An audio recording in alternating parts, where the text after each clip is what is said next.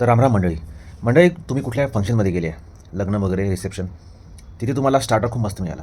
तुम्ही म्हणता या बढिया मजा आ गया. मग तुम्ही मेन कोर्समध्ये वळता, तिथे तुम्हाला चमचमीत खायला मिळते, बढिया भाज्या, हां, जबरदस्त शाही दावत.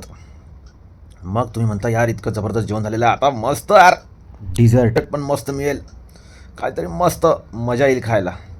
आणि तुम्ही जेव्हा डिझर्टकडे वळता तेव्हा तुम्हाला दिसतं अबे हे काय अबे, इथे काय तुम्ही फक्त साखर दिली आहे, हां गोडधोड म्हणून फक्त साखर दिली. तर सेम सिच्युएशन झालेली आहे बास्टर्ड्स ऑफ बॉलिवूड या नवीन वेबसिरीजची.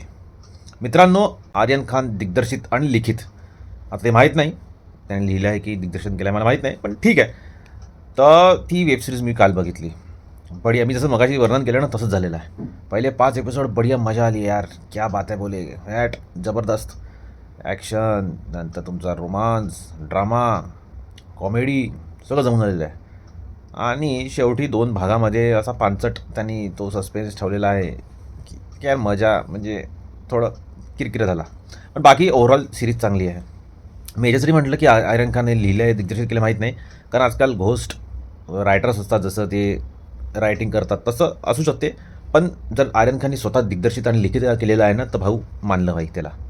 त्यांनी कठीण मार्ग अवलंबला आहे, म्हणजे ॲक्टिंगमध्ये तो गेला असता, पण त्यांनी पहिले डिरेक्शन ही फील्ड चूज केली आहे, तर त्यामुळे त्याला तर मानलं पाहिजे.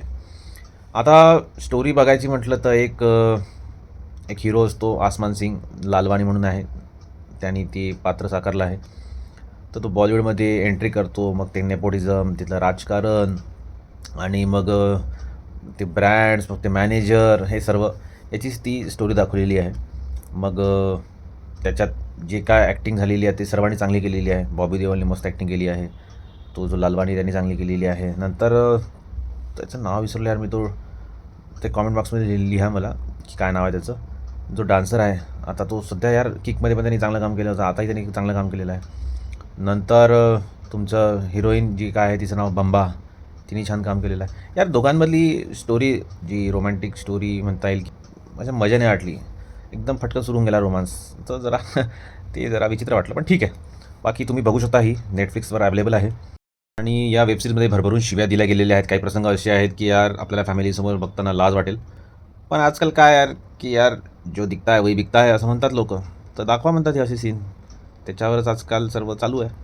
जर मित्रांनो ही न्यूज कव्हर करायची होती. व्हिडिओ आवडला असल्यास please like, share and subscribe to my channel. Thank you and bye.